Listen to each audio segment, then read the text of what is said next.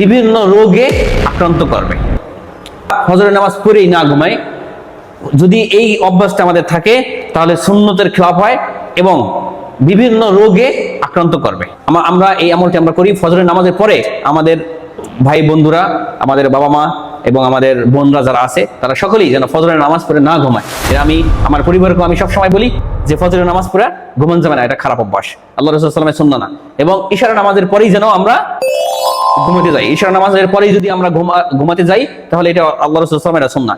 ইশারা নামাজের পরে একটাই কাজ মুহাম্মদ সাল্লাল্লাহু আলাইহি ওয়াসাল্লাম করতেন, সেটা হলো তাদের মুহাম্মদ সাল্লাল্লাহু আলাইহি ওয়াসাল্লামের নিজ বিবিদের সঙ্গে আলাপ, সংক্ষেপে নিজ বিবিদের সাথে আলাপ করতেন, আর কোনো কাজ করতেন না ইশারা নামাজের পরে। ঠিক আছে, যদি গুরুত্বপূর্ণ কোনো কাজ হয় সেটা বাদে চেষ্টা করবো ইনশাআল্লাহ ফজরের নামাজের পরে যেন আমরা না ঘুমাই, সূর্য উদয়ের পরে 12 থেকে 15 মিনিট পরে যেন আমরা ঘুমাই এবং ইশারের নামাজ আদায় করি। আর ইশার নামাজের পরেই যেন আমরা ইনশাআল্লাহ তাআলা আমরা ঘুমাতে যাই। অভ্যাস আছে দেরি করে ঘুমানো, এই অভ্যাসটা খারাপ। আমরা সকলেই চেষ্টা করবো ইশারা নামাজের পরে যেন আমরা দেরি না করে ঘুমাই। ঠিক আছে ইনশাআল্লাহ। আলহামদুলিল্লাহ, মিসক পুরস্কার। আলহামদুলিল্লাহ।